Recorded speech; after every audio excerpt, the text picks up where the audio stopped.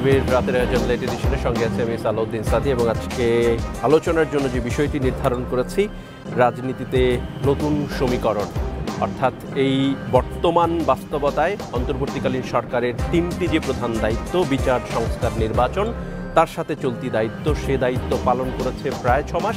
এই 6 মাসে এসে 5 আগস্ট যেখানে এক জায়গায় মিলিত হয়েছিল সকল রাজনৈতিক দল, সেখানে একটি ভাঙনের রেখা না হলেও অন্ততপক্ষে একটি ফাটল দৃশ্যমান এবং সেটি দিনে দিনে আরও প্রকট হচ্ছে। অন্তর্বর্তীকালীন সরকারের প্রধান উপদেষ্টা ফাইন্যান্সিয়াল টাইমসে যে ইন্টারভিউ দিয়েছে সেটি নিয়ে রাজনৈতিক দলগুলো বিভিন্ন রকমের কথা বলছে। ছাত্রদের থেকে রাজনৈতিক দল গঠন করার এই 15 ফেব্রুয়ারির মধ্যে ঘোষণা এসেছে। সেটা যদি হয়, ছাত্র প্রতিনিধি 3 জন সরকারে রয়েছে, তারা কি সরকারে থাকবে না সরকারের বাইরে এসে রাজনীতি করবে? তারা যদি সরকারের ভেতরে থাকে তাহলে বাইরে ছাত্ররা রাজনীতি করলে অন্তর্বর্তীকালীন সরকার নিরপেক্ষতা হারাবে কিনা, এরকমের এই রাজনীতির নতুন সমীকরণ নিয়ে আজকের আলোচনার জন্য সম্মানিত অতিথি হিসেবে আমন্ত্রণ জানিয়েছে বিএনপির সমাজ কল্যাণ বিষয়ক সম্পাদক কামরুজ্জামান রতন ভাই, আপনাকে স্বাগত এসটিভি স্টুডিওতে। আমন্ত্রণ জানিয়েছে সিপিবি নেতা শরীফুজ্জামান শরীফ ভাই, আপনাকেও স্বাগত এসটিভি স্টুডিওতে। এবং আলোচনার জন্য আজকে স্টুডিওতে উপস্থিত আছেন সহ মুখপাত্র জাতীয় নাগরিক কমিটি সালেউদ্দিন সিফাত। 3 জনকে স্বাগত জানাচ্ছি এসটিভির আজকে স্টুডিওতে রাজনীতির নতুন সমীকরণের আলোচনায়। প্রথমে যেতে চাই কামরুজ্জামান রতন ভাই আপনার কাছে, যেই কথাগুলো বলছিলাম, এই অন্তর্বর্তীকালীন সরকারের 6 মাসের মাথায় অন্তর্বর্তীকালীন সরকারের নিরপেক্ষতা নিয়ে একটি প্রশ্ন ইতিমধ্যে রাজনৈতিক অঙ্গনে আলোচনা হচ্ছে যে যদি নিরপেক্ষতা হারায় তাহলে এই অন্তর্বর্তীকালীন সরকার নির্বাচন করার যোগ্যতা হারাবে। ফাইন্যান্সিয়াল টাইমসে অন্তর্বর্তীকালীন সরকারের প্রধান উপদেষ্টা যে ইন্টারভিউটি দিয়েছেন সেখানে বলেছেন তাদেরকে সুযোগ দিতে চাই। সে সুযোগ কি আসলে রাজনৈতিক দল গঠনের সুযোগ নাকি ক্ষমতায় বসানোর সুযোগ সেটি পরিষ্কার নয়। রাজনীতির অঙ্গনে সেটি নিয়ে কথা হচ্ছে। ছাত্র নেতৃবৃন্দ এবং অন্যান্য রাজনৈতিক দলের মধ্যে একটা দূরত্ব তৈরি হচ্ছে রাজনৈতিক, এবং বলা হচ্ছে যে সরকারের পৃষ্ঠপোষকতায় যদি নতুন রাজনৈতিক দল আসে সেটি গণঅভ্যুত্থানের যে চেতনা সেটিকে নষ্ট করবে। আপনারা কি মনে করছেন এই রাজনৈতিক সমীকরণ আসলে এই বর্তমান বাস্তবতায় কোথায় আছে? ধন্যবাদ আপনার মাধ্যমে সবাইকে। একটি সংসারে জীবনে যদি নবজাতক কোনো শিশুর আগমন বার্তা দেয়, ওই সংসারের মধ্যে কিন্তু একটা উচ্ছলতা, আনন্দের একটা আবেগঘন একটা পরিবেশ সবসময় কিন্তু থাকে। তো আমি সেই সূত্র ধরেই বলি যে রাজনীতিতে এই ফ্যাসিস্ট আওয়ামী লীগ বিদায় হওয়ার পরে যারা রাষ্ট্র ক্ষমতা আসবে পরবর্তী নির্বাচনের মাধ্যমে, বিশ্বাস করুন সংগ্রামটা ছিল কিন্তু সবার, আত্মদেখ সবারই কম বেশি ছিল। তো সেইখানে আমাদের ভবিষ্যৎ নির্বাচনের মাধ্যমে আমরা যে সরকারটা গঠন করতে চাচ্ছি, জবাবদিহিতামূলক একটা সরকার, যেই সরকারের নির্বাচনের যে প্রক্রিয়া, ওই প্রক্রিয়া নিয়ে কোনো সন্দেহ অবিশ্বাস কখনই থাকবে না। পার্শিয়াল কোনো তাদেরকে ফেভার করা এটাও আমরা দেখব না। এটা কিন্তু সবার প্রত্যাশা। এই জায়গায় কিন্তু আমরা কমন, আমাদের আন্দোলন সংগ্রামে আমরা সবাই কিন্তু এক কাটা ওই ফ্যাসিস্ট দানবটার বিরুদ্ধে আমাদের লক্ষ্য ছিল।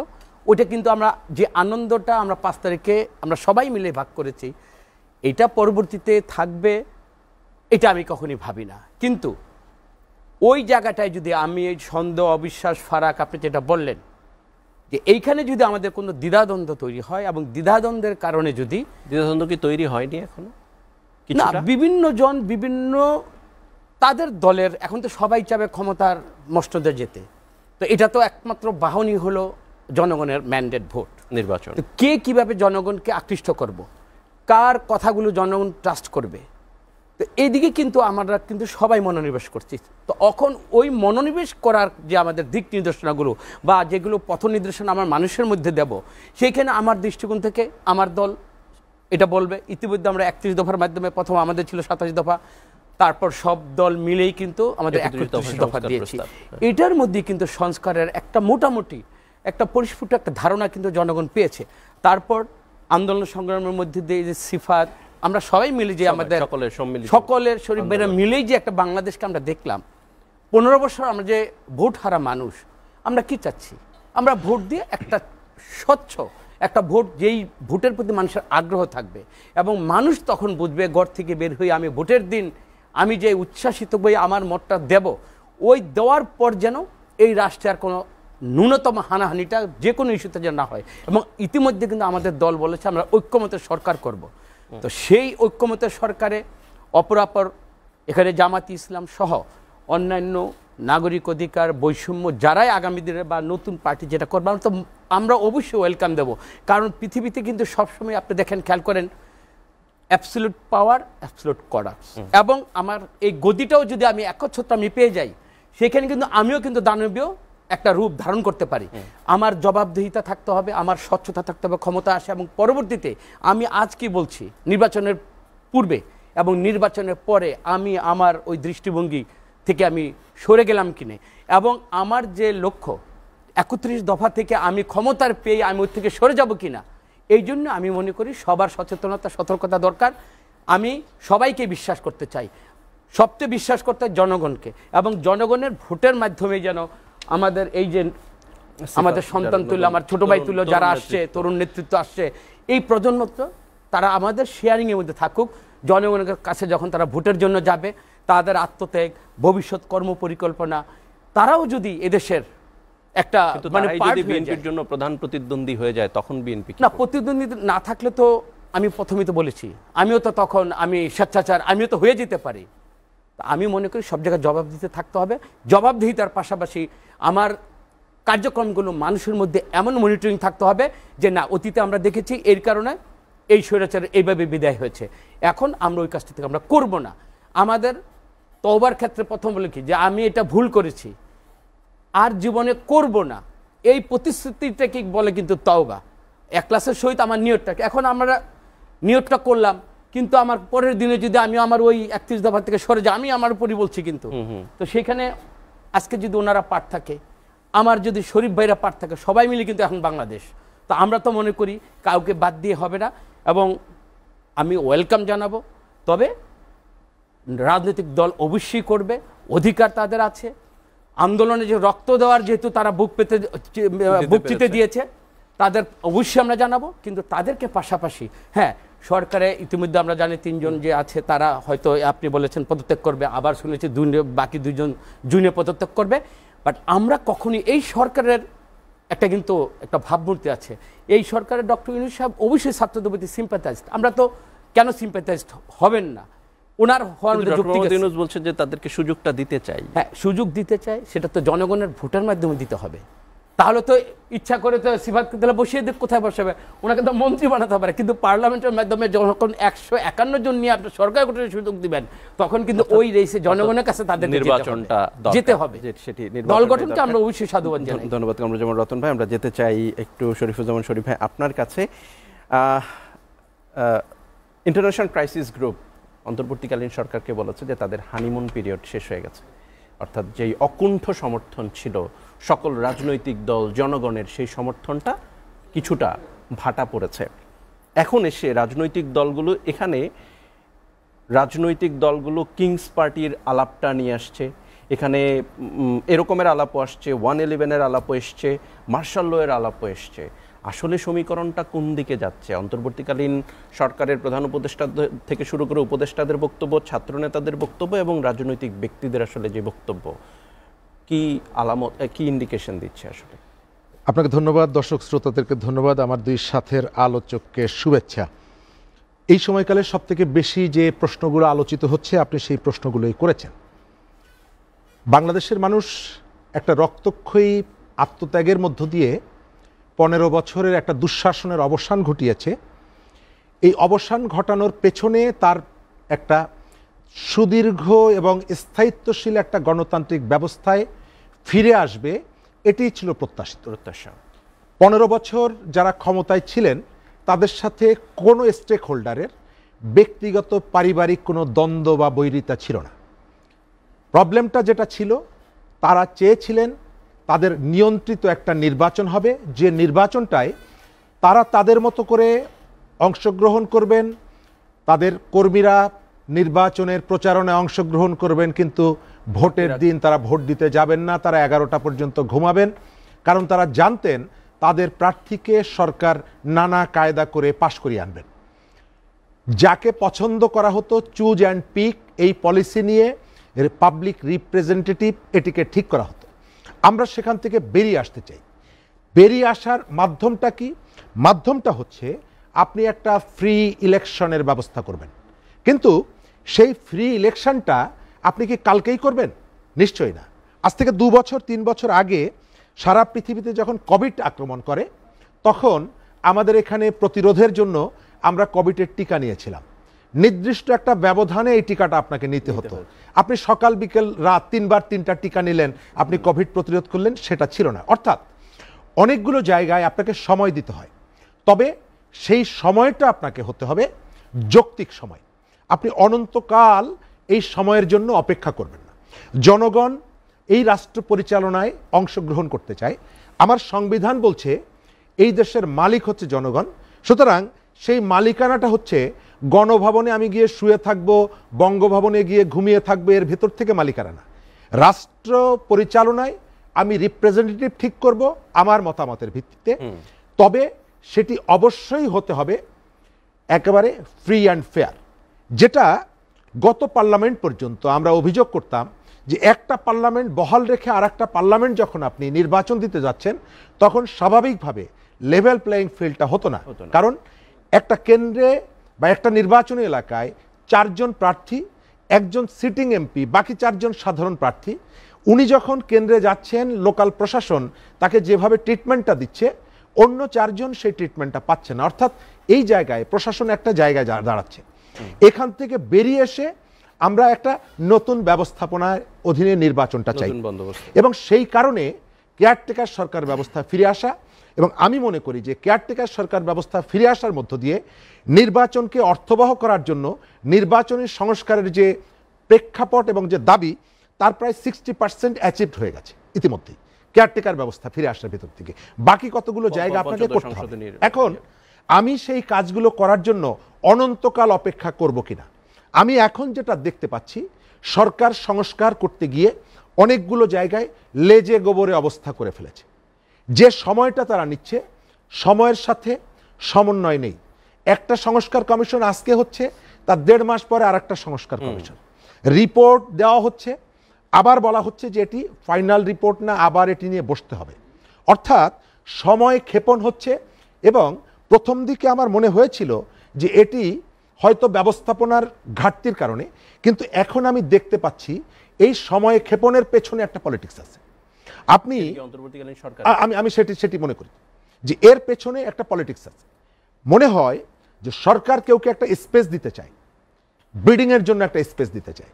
তা না হলে সংস্কার বলতে আমি যেটা বুঝি, সংস্কার কিন্তু আমি সব জায়গায় এই কথাটা বলি, সংস্কার হলো 20,000 লোকের 22 বছর পরিশ্রম করে নতুন একটা তাজমহল তৈরি করা না, পদ্মা নদীর উপর আলাদা একটা ব্রিজ করা না।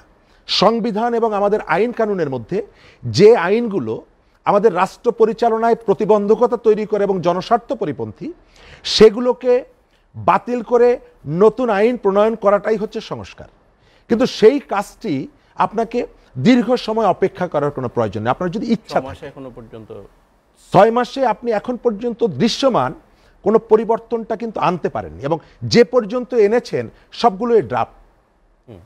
আপনি তারপরেও আপনি একাধিকবার সময় নিয়েও আগামী 15 তারিখ পর্যন্ত আবার তারিখ বাড়িয়েছেন। অর্থাৎ এই সময়কালে যে টাইমটা আপনি হাতে পেয়েছেন, আপনাকে খেয়াল রাখতে হবে, একটা রাজনৈতিক দল 5 বছরের জন্য ক্ষমতায় আসে, আপনি কিন্তু 5 বছরের জন্য আসেন না। কতটুকু সময়ের জন্য এসেছেন এই বিষয়টা আপনি পরিষ্কার করছেন না আপনার স্টেক হোল্ডারদের কাছে। স্টেক হোল্ডার কারা? Political party. তারা আপনাকে এই জায়গাটায় এখন পর্যন্ত সহযোগিতা করছে।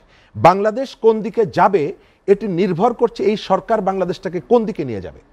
মানুষের অকুণ্ঠ সমর্থন নিয়ে এখন পর্যন্ত যারা আছেন, আমি মনে করছি তাদের যথেষ্ট ইফিসিয়েন্সির ঘাটতি আছে। এরা অনেকগুলো জায়গায় অহেতুক বিতর্ক তৈরি করছে, ছেলে খেলা করছে। আপনি লাল কার্পেটের উপরে হেঁটে গিয়ে আপনি আবর্জনার খাল পরিষ্কার করার কাজটা আপনার দরকার ছিল না, আপনি সেই কাজটি করছেন। গত 6 মাসে আমাদের সব থেকে বড় ব্যর্থতা, গণ অভ্যুত্থানে যারা চ্যাম্পিয়ন ছিল, আহত এবং শহীদ হয়েছেন, তাদেরকে রাতের বেলায় চিকিৎসা শুধু না, রাতের বেলায় প্রধান উপদেষ্টার বাড়ির সামনে তাদেরকে অপেক্ষা করতে হয়। এর থেকে লজ্জার, এর থেকে গ্লানির আর কিছুই হতে পারে না। ধন্যবাদ আপনাকে।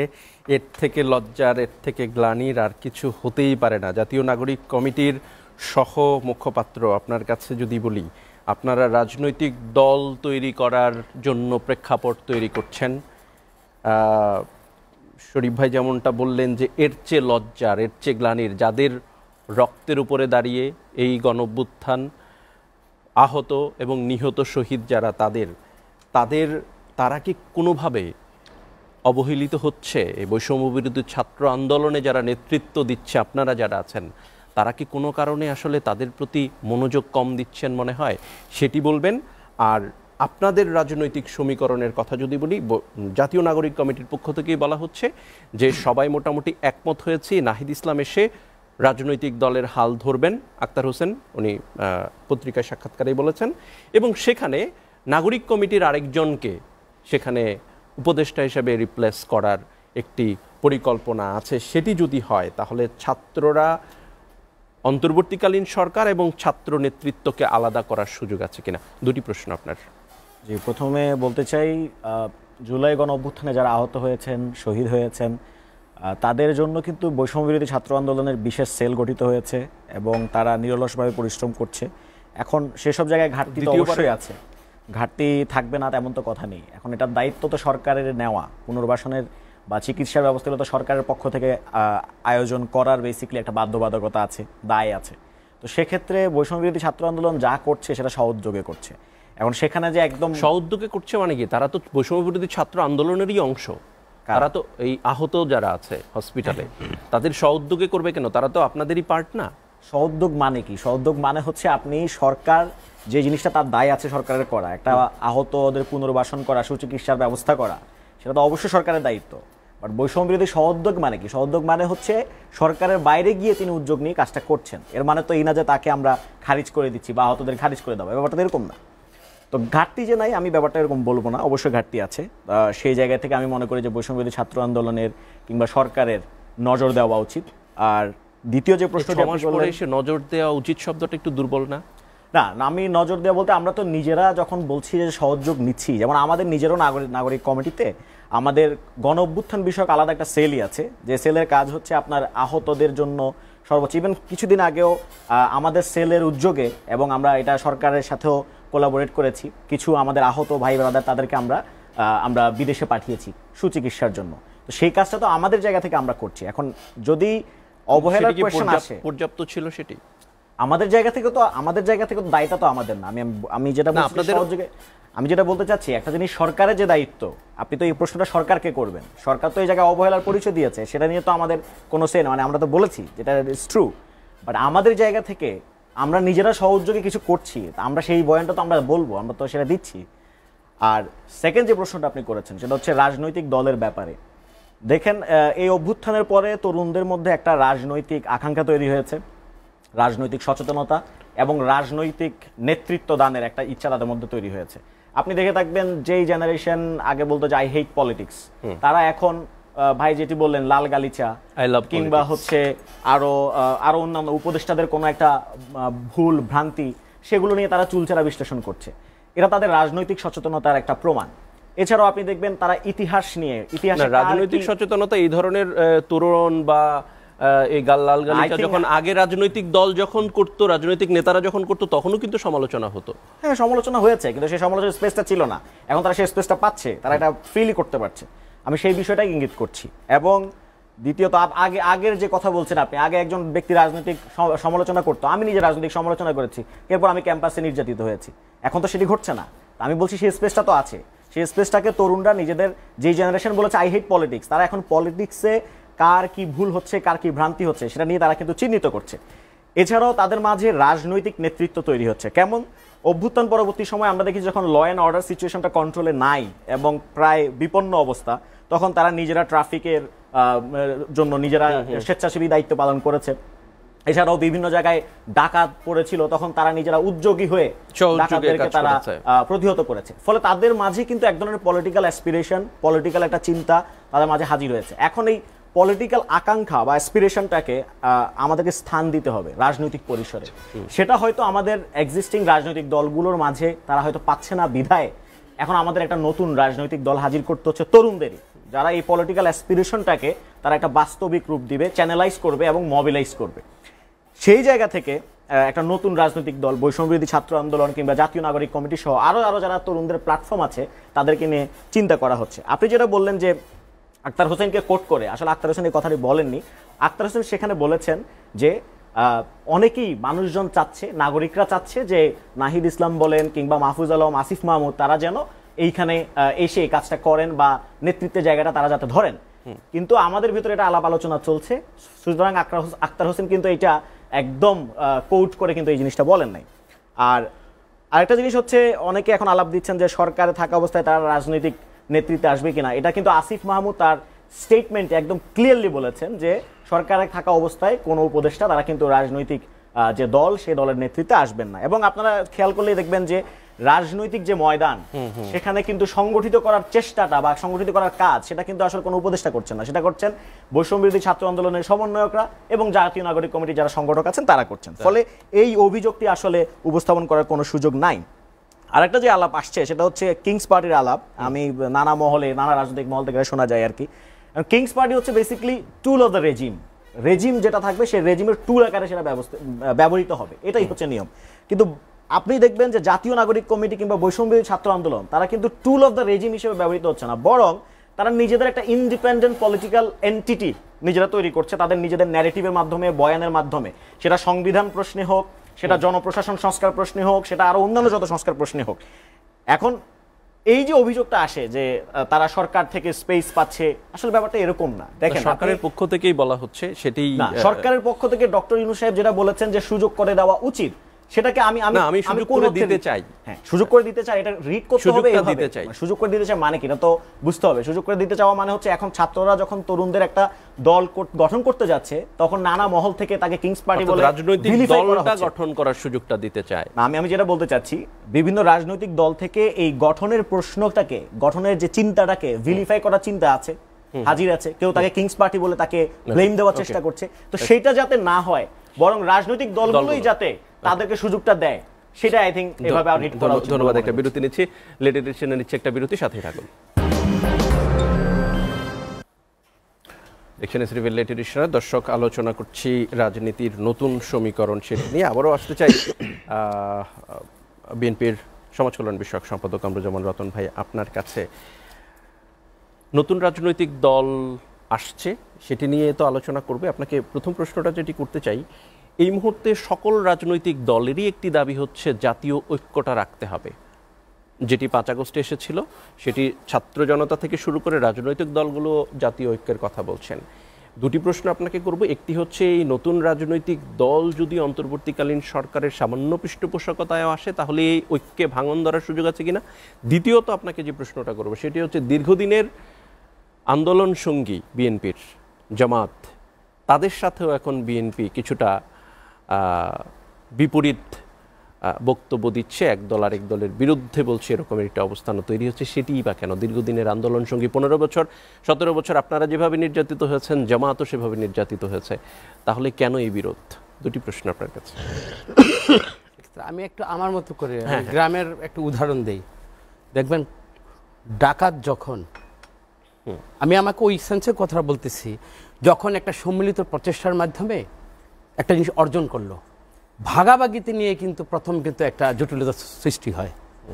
তা আমার মনে হয় যে আমরা ভোটাভুটির আগেই, জনগণের কাছে আমাদের চূড়ান্ত ম্যান্ডেট পাওয়ার আগেই ক্ষমতার মসনদটাকে নিয়ে আমরা বেশি একটু চিন্তাশীল হয়ে পড়ছি। এবং আমার মনে হয় যে আমরা নিজেরাই বোধহয় সব কিছু, এই একটা মনোবৃত্তি থেকে কিন্তু এই প্রতিযোগিতাটা আমরা দেখব। আপনি সেখানে বলেন জামাতে ইসলাম দীর্ঘদিন ওরাও কষ্ট করেছে, ওদের ত্যাগ তিতিক্ষার ক্ষেত্রে আমাদের কিন্তু বলতে, আমরাই কিন্তু জামাতের সাথে কিন্তু আমাদের ঐক্যজোট ছিল। এবং আমরা যখন তারেক রহমান যখন 31 দফার কথা বলেছেন এবং আগামী দিনে এরকম একটা রাষ্ট্র গঠনই হবে, সেটা হলো সম্মিলিত, যেটা জাতীয় সরকারের মাধ্যমে একটা সরকার রাষ্ট্র পরিচালনা হবে, সেইখানে তো আমি মনে করব যে তারাও তো ওইটার পার্ট হওয়ারই কথা। এখন আমি আবারও বলছি, জামাত যদি মনে করে যে তারাই সব কিছু বা তারাই একক সরকার গঠন করবে, আমাদেরকে এরকম কোনো পার্ট করবে না, বা তারা তো মনোবৃত্তিটা যদি কারো ভিতরে এই ধরনের যদি চলেই আসে যে আমি সব, আমার মাধ্যমে সব কিছু হবে, আমি ম্যান্ডেট পাবো, এবং জনগণের ভোটের আগে যদি আমি নির্বাচিত হয়ে যদি এই ধরনের মনোবৃত্তি তৈরি হয়, সেখানে জামাত কেন, যে কারোর সাথে আমাদের মতবিরোধ হতেই পারে। কারণ আমরা আগেই বলেছি বিএনপি জনগণের দল, এবং জনগণের ম্যান্ডেট পাওয়ার জন্য আমরা আমাদের কৌশল, কথাবার্তা, আমাদের যে ভবিষ্যৎ পরিকল্পনা, নীতিমালা সব কিছু কিন্তু জনগণের কাছে আমাদের কিন্তু একেবারে প্রকাশিত। তারপরে আমাদের তারেক রহমান বলেছেন এইখানে যদি আরও কিছু সংযোজন করতে হয় সেগুলোও কিন্তু আমরা ঐক্যমতের ভিত্তিতেই কিন্তু আমরা সেটা করব।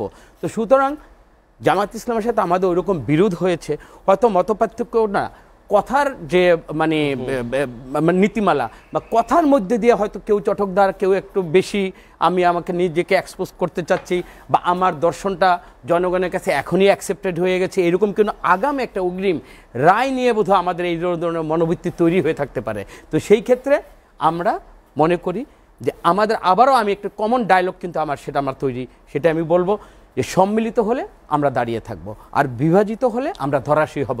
দুদিন আগে ব্যাপারে তো ফেসিস্টের কাছে তো আমরা কিন্তু পরাজিত হতে চাই না।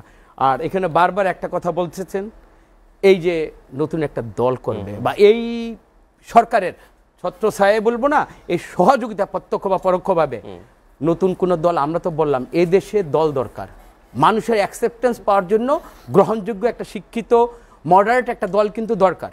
কিন্তু সেইখানে আমাদের একটা বিনীত, আমাদের এই সন্তান তুল্য ওনাদেরকে আমরা ছোট ভাইদেরকে বলতে চাই, একটা 100 মিটারের একটা রেস, কাউকে যদি আপনি 20 গজ আগে দিয়ে যদি স্টার্ট করতে বলেন, সেখানে কিন্তু জনগণের মধ্যে কিন্তু একটা কিন্তু দ্বিধাদ্বন্দ্ব বা অবিশ্বাস তৈরি হবে। আমরা চাই প্রতিযোগিতা হবে, তাদের স্পিড থাকলে জনগণের কাছে আরো দৌড়িয়ে আমাকে পরাজিত করি, তারা কিন্তু দৌড়ে কিন্তু ফার্স্ট হতেই পারে, আমরা ওয়েলকাম জানাবো। কিন্তু সেই ক্ষেত্রে আমরা চাবো না এই সরকার অন্তপক্ষে তাদেরকে 20 গজ বা এরকম কোন একটা এগিয়ে দিয়ে তাকে রেসে ফার্স্ট হওয়ার জন্য সহযোগিতা করুন।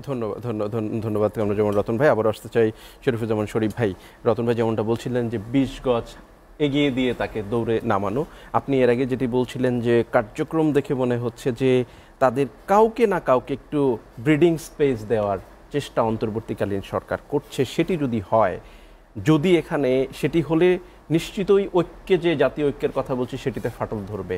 সেটি যদি ধরে, এখানে তৃতীয় কোনো পক্ষ আসলে তাদের সুবিধা নেবে কিনা? ধন্যবাদ। আমি তার আগে বলি যে এই গণ অভ্যুত্থানে যারা সামনের থেকে নেতৃত্ব দিয়েছে, আমি 100 বার বিশ্বাস করি তাদের রাজনৈতিকভাবে ঐক্যবদ্ধ হওয়ার সমস্ত অধিকার আছে এবং ক্যাপাসিটিও আছে। রাইট, তারা রাজনৈতিক দল গঠন করতে পারে, সেই অধিকার তাদের আছে, এবং এটা হওয়াটাও অনেক ক্ষেত্রে স্বাভাবিক। যদিও এর আগের যে গতগুলো অভ্যুত্থানে যারা নেতৃত্ব দিয়েছেন, 90-এর সর্বদলীয় ছাত্র ঐক্য, যেহেতু অনেকগুলো অর্গানাইজেশনের একটা কম্বাইন্ড প্ল্যাটফর্ম ছিলেন, যার জন্য তারা সেদিকে যেতে পারেনি। আবার আমাদের পার্শ্ববর্তী শ্রীলঙ্কায় আমরা যেটা দেখলাম যে আমাদের থেকে বছরখানেক আগে প্রায় একই রকমের যে অভ্যুত্থানটা ঘটলো, সেই গণ অভ্যুত্থানের পরে সেখানকার শিক্ষার্থীরা তারা কিন্তু তাদের কাজে ফিরে গেছে, রাজনৈতিক দলগুলো তারা নির্বাচন করেছে ইত্যাদি, এবং তারা ঘুরে দাঁড়িয়ে, এবং এর মধ্যে তারা দুটো নির্বাচনও করে ফেলেছে, এবং তারা অভাবনীয় কতগুলো পরিবর্তন এনেছে, যেটা অস্থিরতা এখন পর্যন্ত আমাদের সমাজ থেকে আমরা বের করতে পারিনি। এর অনেকগুলো কারণ আছে। এক, দ্বিতীয়ত জায়গাটা হচ্ছে যে আমি কিন্তু মনে করি না যে সমস্ত তরুণরাই শুধুমাত্র নতুন পার্টির সঙ্গে আছে। এখানকার রাজনৈতিক দলগুলো যেগুলো আছে, প্রচলিত রাজনৈতিক দল, তার সঙ্গে কোনো তরুণ নেই, আমি এটি মনে করি না। আমি যে পার্টি করি সিপিবি, আমাদের সঙ্গে অনেক তরুণরা আছে, আমাদের ছাত্ররা আছে না। তো এই কারণে আমি কিন্তু ডিভিশন করার পক্ষে না যে নতুন দলটি যারা আসছে তারা তরুণদের প্রতিনিধিত্ব করবে, বাকি দলগুলো আসলে প্রবীণদের প্রতিনিধিত্ব করছে। ঠিক আছে, বিএনপির অসংখ্য তরুণ আছে যারা বিএনপির রাজনীতি করে, এবং এই যে ফ্যাসিস্টের পদত্যাগের পতনের প্রশ্নে তারা এই আমব্রেলার নিচে সমবেত হয়েছিল। ফ্যাসিস্টের পতনের পর তারা সরে গেছে। গত পরশুদিন ময়মনসিংহে দেখা গেছে বৈষম্য বিরোধী ছাত্র আন্দোলনে যখন কমিটি ঘোষিত হয়েছে, ছাত্রদলের 4 জন নেতার নাম সেখানে ছিল। তারা বলেছে যে আমরা একটা বৃহত্তর স্বার্থে এখানে এসেছিলাম, এখন যেহেতু পতন হয়ে গেছে, আমি আর বৈষম্য বিরোধী ছাত্র আন্দোলনের দায়িত্বে থাকবো না, আমি আমার মূল যে রাজনীতি বিএনপিতে ফিরে যাব। সুতরাং আমি এই জায়গাটা কিন্তু কখনোই বিলিভ করি না যে নতুন যে উদ্যোগটা হচ্ছে এইটা একেবারে তরুণদের একমাত্র প্ল্যাটফর্ম। এটা তরুণদের উদ্যোগ, কিন্তু তরুণদের একমাত্র প্ল্যাটফর্ম এটা আমি বলতে চাই না। কারণ অন্যান্য যে অ্যাক্টিভ পলিটিক্যাল পার্টিগুলো আছে তাদের সবার সাথে তরুণরা আছে। বাংলাদেশে তরুণদের এর আগেও কিন্তু রাজনৈতিক দল হয়েছে। নুরুল হক নূরের যে গণ অধিকার পরিষদ, সেটাও কিন্তু শিক্ষার্থীদের তৈরি করা প্ল্যাটফর্ম। 2, আমাদের এখানে কতগুলো জায়গায় আমি সেটা মনে করি যে সরকারের কাছ থেকে একটা মনস্তাত্ত্বিক সাপোর্ট কিন্তু পাবলিক মনে করে। কেন? যে সমন্বয়করা সরকারকে কিছু বললেই সরকার শুনছে, কিন্তু শুধুমাত্র তো হচ্ছে না, সমন্বয়করা বললেই তো সব শুনছে না। কোন কোন জায়গায় এই পর্যন্ত আপনি খেয়াল করবেন যে অনেকগুলো জায়গায় তুলনামূলকভাবে মানুষ দেখছে যে সমস্ত ছাত্র সংগঠনগুলো এই মুভমেন্টের সঙ্গে থাকলেও প্রধান উপদেষ্টা শুধু বৈষম্য বিরোধী শিক্ষার্থীদেরকে ডেকে গণভবনে তার কার্যালয়ে বসছেন, এবং তারপরে কিন্তু ক্যাম্পাসে গিয়ে অন্যান্য ছাত্র সংগঠন প্রেস কনফারেন্স করে বলছে যে আমাদেরকে ডাকা হয়নি। তো এর ভেতর থেকে পাবলিকের তো একটা মনস্তত্ত্ব আছে, সেই মনস্তত্ত্বকে আপনি তো পরিবর্তন করতে পারবেন না। আমাদের জাতীয় জীবনে আমাদের একটা মনস্তত্ত্বের বিষয় আছে। নতুন পলিটিক্যাল পার্টি আমরা কিন্তু অনেক সময়, আপনার খেয়াল আছে ভারতে আম আদমি পার্টি একটা ঝাড়ু নিয়ে তারা নির্বাচনে অংশগ্রহণ করলো, আন্নে হাজারের যে মুভমেন্ট, তারপরে অরবিন্দ কেজরিওয়াল এবং স্বল্প সময়ের মধ্যে 2টো রাজ্য তারা দখল করলো নির্বাচনের মধ্য দিয়ে। আচ্ছা, আমার এখানে যদি কেউ ঝাড়ু নিয়ে আসে আমি তোকে পাগল বলে তাড়া করব। অর্থাৎ আমার যে মনস্তত্ত্ব, এই মনস্তত্ত্বেরও পরিবর্তনটা দরকার। নতুনকে গ্রহণ করার মেন্টালিটি, আমরা বাইরের থেকে গ্যালারি থেকে অনেকেই হাততালি দেই, হ্যাঁ নতুন দল হচ্ছে, কিন্তু আমি বলবো হ্যাঁ যদি তাদের আইডিওলজি, যদি তাদের অবজেক্টিভ আপনার পছন্দ হয়, আপনি ওই যে আমাদের পুরনো মনস্তত্ত্বের মধ্যে আপনি আটকে থাকবেন না, তাদের পাশে দাঁড়ান। আমি তাদের সহযোগিতা এবং আমি তাদের সফলতা কামনা করি, কিন্তু একই সঙ্গে যখন আমি প্রধান উপদেষ্টার যে স্টেটমেন্টটা, ইন্টারভিউটা, সেখানে আমার মনে হয়েছে যে এই ধরনের প্ল্যাটফর্মটার প্রতি স্পেসিফিক তার একটা সফট ইমপ্রেশন আছে। তো এটি যখন আসছে স্বাভাবিকভাবে পলিটিক্যাল পার্টিগুলো যখন, শরীফ ভাই আমি যদি একটু ধারাবাহিকভাবে বলি, ছাত্ররা আমাকে বসিয়েছে মাস্টার মাইন্ড, তারপরে তাদেরকে আমি সুযোগ দিতে, আমি ওই জায়গাটায় আসছি যে যেহেতু এই গভর্নমেন্টটার টিকে আছে, যদি আপনি বলেন এই গভর্নমেন্টটা পলিটিক্যাল পার্টিগুলোর যে সাপোর্টটা পেয়েছে এখন পর্যন্ত বাংলাদেশের ইতিহাসে এটি বিরল, এত সাপোর্ট পায়নি। তারপরে ওই যেহেতু বৈষম্য বিরোধী ছাত্র আন্দোলনের একটা ব্যাপক ভূমিকা ছিল এই আন্দোলনে, সারা দেশে তাদের আমরা যেটা শুনছি অসংখ্য কর্মী যুক্ত হচ্ছে, মূল পলিটিক্যাল পার্টিগুলো যখন দেখবে যে ক্ষমতার প্রশ্নে তাদের সঙ্গে একটা দ্বন্দ্ব তৈরি হওয়ার সম্ভাবনা তৈরি হচ্ছে, যদি তারা কোনো প্রভাব বিস্তার করতে না পারত, এই সম্ভাবনা যদি থাকতো, তাহলে তারা কিন্তু মাইন্ড করতো না যে প্রধান উপদেষ্টা কার সঙ্গে আছে। যেহেতু তাদের একটা সম্ভাবনা আছে পলিটিক্সে এবং পলিটিক্যাল গ্রাউন্ডে, যে একটা ভূমিকা রাখার সম্ভাবনা আছে, নির্বাচনকে কেন্দ্র করে হয়তো তাদের একটা সফলতা দেখানোর সম্ভাবনা আছে, এই ধারণাটা যখন পলিটিক্যাল পার্টির কাছে এই মেসেজটা যাবে, তখন তারা যদি দেখে যে প্রধান উপদেষ্টা কোনো একটা অংশের প্রতি দুর্বলতা আছে, স্বাভাবিকভাবে তার প্রতি আস্থার যে জায়গাটি, সার্বজনীন যে গ্রহণযোগ্যতার জায়গাটি, এটি অবশ্যই ক্ষতিগ্রস্ত হবে। ধন্যবাদ আপনাকে। আবারও যেতে চাই সালেউদ্দিন সিফাত আপনার কাছে, সহ মুখপাত্র জাতীয় নাগরিক কমিটি। শরীফুজ্জামান শরীফ ভাই যেমনটা বলছিলেন যে ছাত্ররা, প্রধান উপদেষ্টা বৈষম্য বিরোধী ছাত্র আন্দোলনের নেতা যারা, তাদেরকেই গণভবনে ডেকে নিয়ে তাদের সাথে আলাপ করছে। অন্য রাজনৈতিক, আমি যদি বলি যেদিন আবু সাঈদ নিহত হয়, আপনারাই কর্মসূচি দিয়েছেন, যেদিন আবু সাঈদ নিহত হয় সেদিন কক্সবাজারের ওয়াসিম নিহত হয়, শহীদ হয় চিটাগাং বিএনপির ছাত্রদলের নেতা। একই দিনে আপনারা কর্মসূচিও দিয়েছেন রংপুর থেকে ওয়াসিমের বাসায়। সেখানে সকল রাজনৈতিক দলের তরুণ নেতারা যারা ছিল তারাও ছিল, প্রবীণরাও ছিল। সেখানে এসে ছাত্রদের মধ্যে শুধুমাত্র একটা তরুণ নেতৃত্ব, অন্য রাজনৈতিক দলের যারা আছে তাদেরকে একটু কেন যেন পেছনে রাখার এরকমের একটি অভিযোগ আসছে। এবং আমরা যেটি দেখছি যে গণঅভ্যুত্থানের যেই মূল স্পিরিট, সেটি বেহাত হওয়ার অভিযোগ আসছে বিভিন্ন জায়গা থেকে। এবং মূল আমরা দেখছি যে ছাত্রদের মধ্যে, অর্থাৎ বৈষম্য বিরোধী ছাত্র যারা আছে তাদের মধ্যেও একটা দ্বন্দ্ব আমরা লক্ষ্য করেছি। তাদের আন্দোলন আমরা দেখেছি বাংলা মোটরে।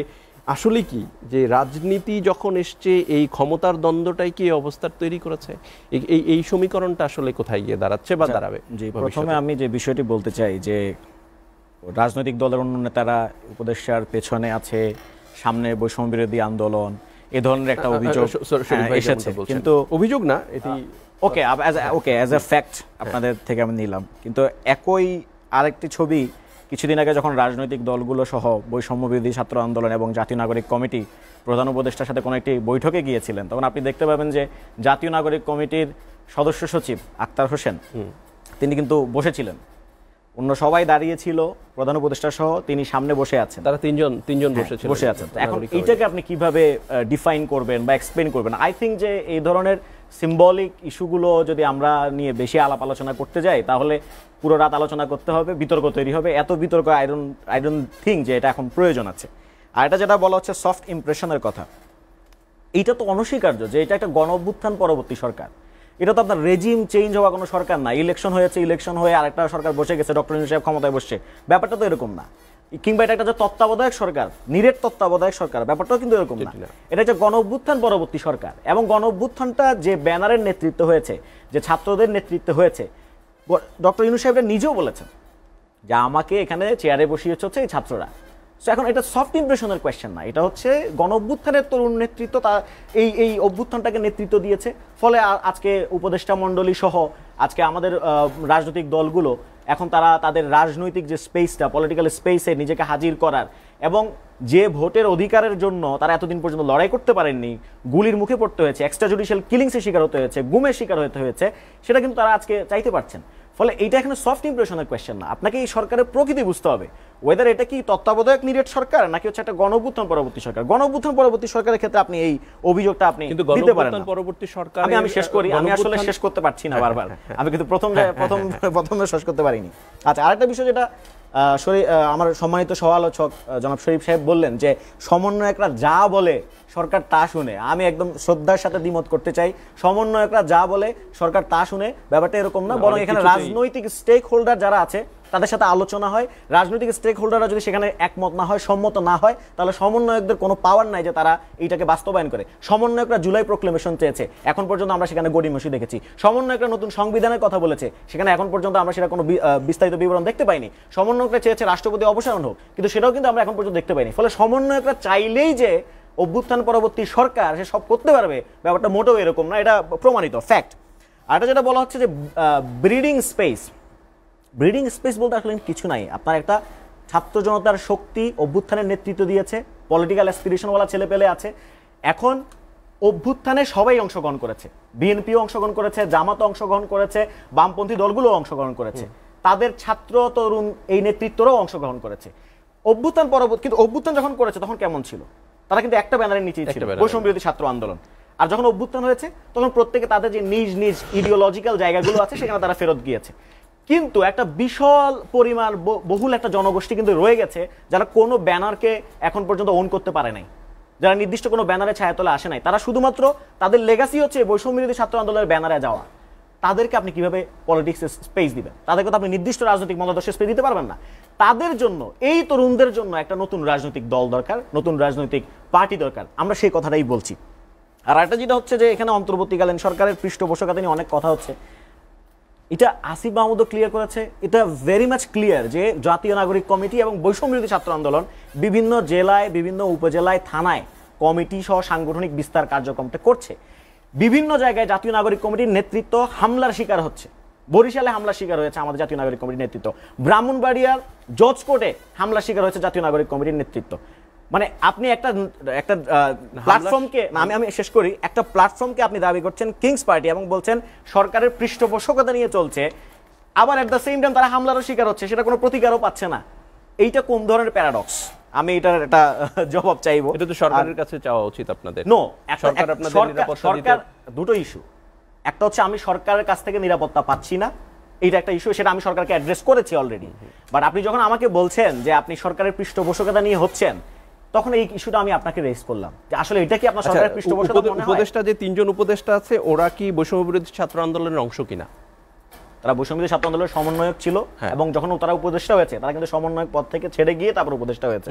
তো পরবর্তীতে তারা যদি ছাত্র প্রতিনিধি কিনা ওরা, হ্যাঁ তারা ছাত্র প্রতিনিধি, তাহলে ওরা যদি অন্তর্বর্তীকালীন সরকারে থাকে এবং এদিক দিয়ে 15 তারিখে যদি অন্তর্বর্তীকালীন সরকার যখন গঠিত হয়েছে তখন আপনারা এই প্রশ্নটা করতেন যে তারা অন্তর্বর্তীকালীন সরকারের ছাত্র প্রতিনিধি কেন?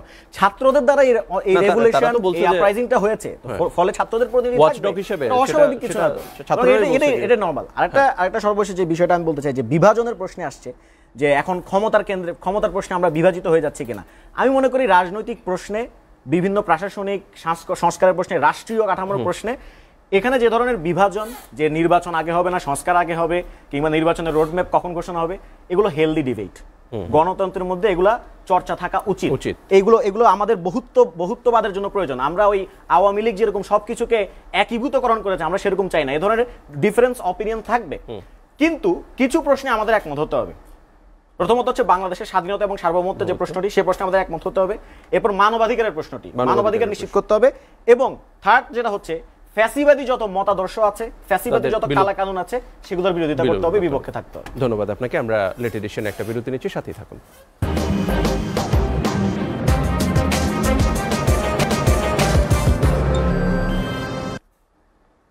দেখছেন এসটিভি লেট এডিশন। দর্শক, আলোচনা করছি রাজনীতির নতুন সমীকরণ নিয়ে। সমীকরণের বিভিন্ন আলোচনা আমরা শুনছি।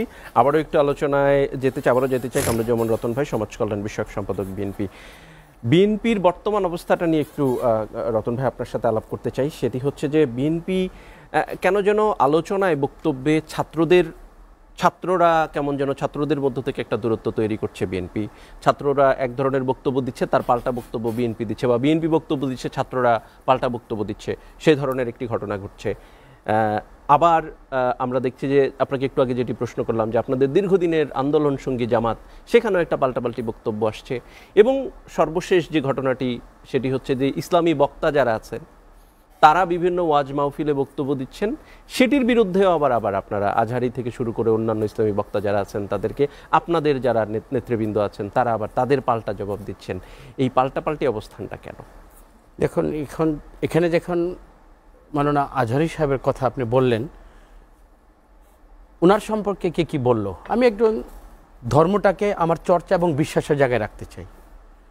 সেখানে আজহারি সাহেব একজন ওয়াজ মাহফিল করে মানুষকে বয়ান দিয়ে যাচ্ছেন একটা ধর্ম অনুশাসন থেকে, তোমরা ভালো কাজ করো। সেটা তো এখন আমি দেখলাম ওদিকে একটা ইউটিউবে 25 থেকে 40% জেনজির যে ছেলেরা, ওরাও ওয়াজ মাহফিলে যাচ্ছে, মেয়েরাও ওয়াজ মাহফিলে যাচ্ছে। এখন শুনেন, আমার বিশ্বাস উনি এখনো দলে নাম লেখাননি। ওনার কথাতে যদি কোনো মতাদর্শ পরিস্ফুট হয়, উনি তো অবশ্যই ক্লিয়ার করবেন। এত নাথিং, এখানে হাইড করার কিন্তু কিছুই না। আজকে যদি মাহফিলটাকে ওইভাবে দেখি, সেইখানে আপনি যেটা বলেন আজহারি সাহেবকে আমি ব্যক্তিগতভাবে আমি বলি, যারা ওয়াজ মাহফিল শুনতে যায় এবং এই ধরনের মানুষগুলো কিন্তু বয়ান শুনতে যায়, নসিহত পেতে যায়, সেটা হলো সন্তানরা খারাপ পথে যেও না, নেশাগ্রস্ত হয়েও না, নামাজ পড়ো, বাবা মাকে মান্য করো, এই আদলে কিন্তু ওনার বক্তব্যগুলো দেয়। এখন আজহারি সাহেবকে আমি মতাদর্শের ক্ষেত্রে আমি তাকে দেখিনি কোনোদিন, আমার মতাদর্শের ক্ষেত্রে আমি ওই আলোচনায় আমি যাচ্ছি না। আরেকটা কথা বলি, ইসলামও কিন্তু কারণ নামের কটাক্ষ করে কোনো বক্তব্য দিতে হয় না। ধরেন আমার নাম এই আনিস জব্বাইরা, তো এই যে এই শব্দগুলো, এগুলো কিন্তু ইসলামে অ্যালাউ করে না। সুতরাং ওনাদের মতো মানুষগুলোকে আমি মনে করি, যেটা আমার রাজনীতির পার্ট না, আমার দল কখনই বলেনি এই ধরনের যারা ওয়াজ মাহফিল করে সমাজে যাদের ইয়েতে অনেক লোক হয়, অন্তপক্ষে তাদেরকে সমালোচনা করে আমি আমার রাজনৈতিক ফয়দা লাভের জন্য এটা আমি করতেই পারি না, সেটা আমি করবো না। আমি ব্যক্তিগতভাবে এটা আমি অপছন্দ করি এবং এই ধরনের মানুষগুলোকে আলোচনায় নিয়ে এসে তাদেরকে পলিটিসাইজ করে আমি কিছু বলতে চাচ্ছি না। আর বারবার যে ছাত্রদের ব্যাপারে আমরা বলবো, ভাইয়া আমি বললাম তো, রক্ত দেওয়ার ক্ষেত্রে যাদের অধিকার থাকবে, আমি মনে করি পরবর্তীতে রাষ্ট্র বিনির্মাণে জনগণের ম্যান্ডেটকে তাদেরকে গ্রহণ করতে হবে।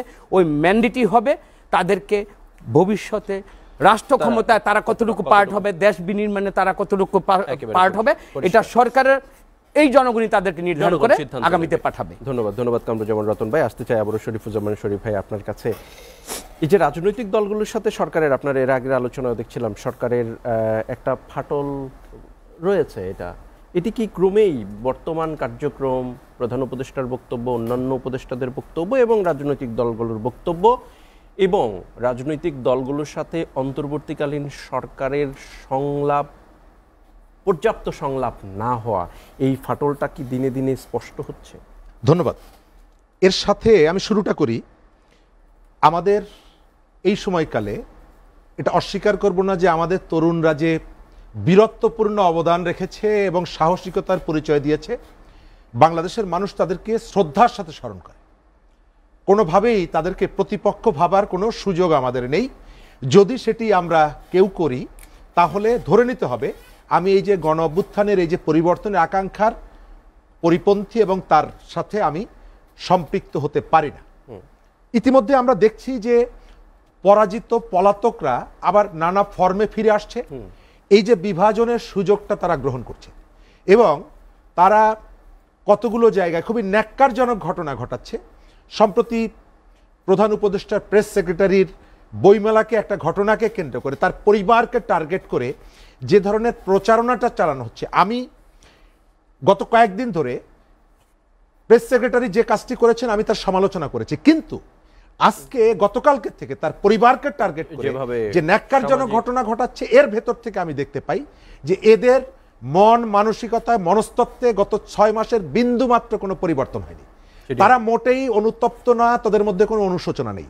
খুবই ন্যাক্কারজনক ঘটনা। এক, সরকারের সাথে রাজনৈতিক দলগুলোর যেহেতু এই তরুণ নেতৃত্ব সাহসিকতার পরিচয়টা দিয়েছে, বিজয়ের পতাকা তারা বহন করেছে, সুতরাং তাদের সঙ্গে স্বাভাবিকভাবে তাদের প্রতি আমাদের ওই যে আস্থার জায়গাটা, ভালোবাসার জায়গাটা, এটি আপনি পরিমাপ করতে পারবেন না। কিন্তু যদি সরকার কোন পলিটিক্যাল ডিসিশনের ক্ষেত্রে, রাজনৈতিক দল গঠন করার ক্ষেত্রে অথবা জনমতের যে বিভিন্ন পকেটে বিভক্ত হওয়ার ক্ষেত্রে কোনো পকেটের প্রতি দুর্বলতা প্রদর্শন করে স্বাভাবিকভাবে, এবং এটিও এই বৈষম্য বিরোধী ছাত্র আন্দোলন সেখান থেকে প্রশ্নটি তোলা উচিত বলে আমি মনে করি। কেন মনে করি? যেহেতু তারা একটা শহীদদের আদর্শের আত্মত্যাগের ধারাবাহিকতাকে ওন করছে, সরকারের সাথে রাজনৈতিক দলগুলোর একটা ব্যবধান তৈরি হচ্ছে। যদিও মাঝে 2-3টা মিটিং, কারোর সাথে 7 মিনিট, কারোর সাথে 9 মিনিট, এই যে আলোচনা, এটাকে আমি নিয়মিত যে সংযোগটা, এটা আমি মনে করি না। আমি যেটা মনে করি যে সরকার কোনো কোনো ক্ষেত্রে রাজনৈতিক দলগুলোর সাথে সংযোগ রক্ষা করার ক্ষেত্রে আমি দেখতে পাই একটা শৈথিল্য আছে। এবং সর্বশেষ যে বৈঠকটি হয়েছে সেই বৈঠকে আমরা এভাবেও দেখেছি অনেককে কোনো রকমের কোনো ওই সম্বোধন ছাড়াই টেক্সট পাঠানো হয়েছে। আমার পার্টিকে যে টেক্সট পাঠানো হয়েছে এবং সেখানে উল্লেখ ছিল বৈঠকের পরের দিনের কথা, যে কালকে আসবেন। অর্থাৎ এই ধরনের আচরণগুলো আমি মনে করি যে এটা ভুল না, এটা হচ্ছে গুরুত্ব না দেওয়া। তো আপনি যখন আমাকে গুরুত্ব না দেবেন, আমি ছোট হতে পারি পলিটিক্সে, আমি রাজনীতিতে ছোট হতে পারি, কিন্তু আপনি যখন গুরুত্বটা না দেবেন, পলিটিক্যাল পার্টিগুলো যখন দেখবে যে এই সরকার আমাকে গুরুত্ব দিচ্ছে না, স্বাভাবিকভাবে সে মনের কষ্ট নিয়ে আপনার কাছ থেকে একটা দূরত্ব বজায় রেখে চলবে, যেটা এখন হচ্ছে এবং আমরা নানা সময় শুনছি। ধন্যবাদ আপনাকে। আবারও যেতে চাই সর্বশেষ যে আলোচনাটা শুনবো সালাউদ্দিন সিফাত আপনার কাছ থেকে, সেটি হচ্ছে শরীফ ভাই যেমনটা বলছিলেন যে যদি এরকমের ওই পকেটগুলোর মধ্যে যদি কোনো একটা জায়গায় বৈষম্যের বিরুদ্ধে আন্দোলন করেছে ছাত্ররা, সাম্যের আরেকটি শব্দ, এই সাম্য প্রতিষ্ঠা করার ক্ষেত্রে যদি অন্তর্বর্তীকালীন সরকার কোনো পক্ষপাত করতেও চায় কারো প্রতি, সেটি হতে পারে ছাত্রদের রাজনৈতিক দল বা অন্য কোনো রাজনৈতিক দল, এরকমের পক্ষপাত যদি করার ন্যূনতম সিম্বল বা দেখে কোনো নিদর্শন, সেক্ষেত্রে বৈষম্য বিরোধী ছাত্র আন্দোলনের যেই রাজনৈতিক দল সেটি তাদের বিরুদ্ধে দাঁড়াবে কিনা। আর পাশাপাশি আপনি বলবেন যে ছাত্রদের মধ্যে দ্বন্দ্বটা, এই অভিযোগটি আছে যে নেতারা এখন রাজনৈতিক দল করায় ব্যস্ত কিন্তু ছাত্রদের অধিকার নিয়ে ব্যস্ত না, এবং ছাত্ররা সেই যে 5 আগস্টের পর থেকে, 5 আগস্টের আগে ক্লাস থেকে বের হয়েছে সেই জুলাইয়ে, তারপর থেকে কিন্তু ছাত্ররা আসলে এখনো বিভিন্ন আন্দোলনের, 7 কলেজের আন্দোলন, তিতুমির বিশ্ববিদ্যালয়ের আন্দোলন, বিভিন্ন আন্দোলনের মধ্যেই আছে। এটি কেন? আচ্ছা, প্রথমে বলতে চাই যে আসলে সরকার রাজনৈতিক দলগুলোকে গুরুত্ব সহকারেই দেখছে। গুরুত্ব সহকারে যদি না দেখতো তাহলে এতদিন পর্যন্ত ছাত্ররা যে সকল দাবিগুলো করেছিল, যেগুলো লেজিট দাবি ছিল, সেগুলো কিন্তু বাস্তবায়ন হয়ে যেত ছাত্রদের কথাই। কিন্তু যেহেতু রাজনৈতিক দলগুলোকে গুরুত্ব দেওয়া হয়, রাজনৈতিক দলগুলোর সাথে একটা কনসালটেশন হয়, সেই কনসালটেশনে হয়তো রাজনৈতিক দলগুলোর একটা ভিন্ন মত থাকে, এই কারণে কিন্তু সরকার সেটা বাস্তবায়ন করতে পারে না। আর আরেকটা দাবিগুলো কি শক্ত ছিল না? দাবিগুলো অবশ্যই শক্ত, কিন্তু এখন আপনি যদি রাজনৈতিক দল, আপনি তো এই যে কিছুক্ষণ আগে ভাই বললেন যে রাজনৈতিক দলকে গুরুত্ব দেওয়া হচ্ছে না সরকারের পক্ষ থেকে বা ছাত্র উপদেষ্টারা দিচ্ছে না, রাজনৈতিক দলগুলো তো আসলে শক্তিশালী। এখানে তো আসলে ছাত্র জনতা, ভাই কিছুক্ষণ আগে যেটা বলেছেন যে কাউকে যদি আগে 90% এগিয়ে দেওয়া হয় আর কেউ যদি 0 থেকে শুরু করে তাহলে একটা ফারাক হয়ে যাবে। আসলে বলিনি, অথবা 20%, আচ্ছা 20%, দুঃখিত। এখন আপনি 20% বলেন, 0% বলেন, এক্ষেত্রে কিন্তু ছাত্ররা অনেক পিছিয়ে। কারণ ছাত্রদের এখন পর্যন্ত দেখেন, রাষ্ট্র এবং সরকারের ক্ষেত্রে সরকারের ছাত্রদের 3 জন প্রতিনিধি আছে, এটা সত্য, কিন্তু রাষ্ট্রের অন্যান্য যে সকল জায়গাগুলো আছে সেখানে কিন্তু ছাত্রদের কোনো প্রতিনিধিত্ব নাই।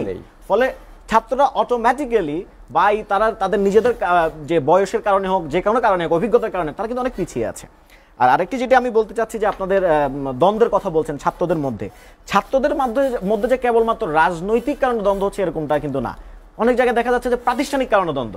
7 কলেজ বনাম ঢাকা বিশ্ববিদ্যালয় মারামারি চলছে পুরো রাত জুড়ে। পরবর্তীতে বৈষম্যবিরোধী ছাত্র আন্দোলনে হাসান আব্দুল্লাহ এটাকে মিটিগেট করার চেষ্টা করেছেন, কিন্তু এখন সেখানে গৃহীত হয়নি। ব্যাপারটা এরকম না, তিনি সেটা সক্ষম হননি, হয়তো তার কারণ ছিল।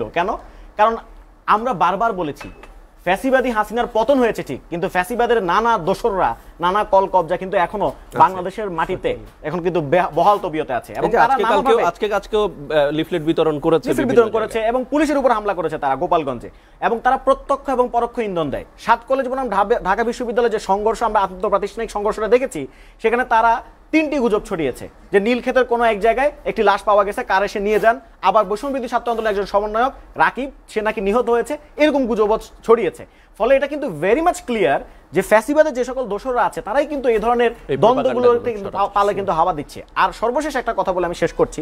কিছুক্ষণ আগে আমি বলেছি যে সরকারের নির্বাচনের সংস্কারের প্রশ্নে নানা ধরনের ডিবেট চলছে রাজনৈতিক দলগুলোর মাঝে, এটা একটা হেলদি ডিবেট, ট্রু, এটা একটা হেলদি ডিবেট, কিন্তু অ্যাট দ্য সেম টাইম এটাও আমাদেরকে মাথায় রাখতে হবে এটা একটা গাঠনিক মুহূর্ত। আমরা 1971 সাল পরবর্তী একটা গাঠনিক মুহূর্তে হাজির হয়েছিলাম, 90 স্বৈরাচার বিরোধী আন্দোলনের পর একটা গাঠনিক মুহূর্তে হাজির হয়েছিলাম, আজকে 2024-এর পরে কিন্তু আমরা আরেকটি গাঠনিক মুহূর্তে হাজির হয়েছি। আমরা চেষ্টা করব বিভাজনের রাজনীতিটাকে উস্কে না দিয়ে কিংবা ভিন্ন কোনো বিতর্কে নিজেদেরকে পর্যবসিত না করে রাষ্ট্র সংস্কারের যে প্রশ্নটি, রাষ্ট্র মেরামতের যে প্রশ্নটি, সেখানে আমরা ঐক্যবদ্ধ থাকি। ডিবেটগুলো পরবর্তীতেও করা যাবে, কিন্তু সংস্কার করার জন্য যে সুন্দর গাঠনিক মুহূর্ত আমাদের কাছে এই মুহূর্তে হাজির হয়েছে, সেই মুহূর্তটি হয়তো আর আমাদের কাছে আর আসবে না। ধন্যবাদ সালেউদ্দিন সিফাত, ধন্যবাদ কামরুজ্জামান রতন, ধন্যবাদ শরীফুজ্জামান শরীফ ভাই, তিনজনকেই। শেষ করব আজকের লেট এডিশন, যেটি আলোচনায় যেটি এসছে, আসলে সমীকরণ যাই হোক, দিন শেষে আসলে রাষ্ট্র গাঠনিক যে প্রক্রিয়ায় সেটিতে সকল রাজনৈতিক দল, ছাত্র জনতা সকলের অংশগ্রহণের, আগামী সংস্কার পরবর্তী সুন্দর বাংলাদেশ বিনির্মাণে সকলের অংশগ্রহণ থাকবে এবং সুন্দর বাংলাদেশ বিনির্মাণ হবে, সেটি সকলের প্রত্যাশা, আমার প্রত্যাশা, আপনার প্রত্যাশা। শেষ করছি আজকের লেট এডিশন। প্রতিদিন পুনঃপ্রচারিত হয় প্রতিদিন সকাল 8টায়, দেখবার আমন্ত্রণ রইল।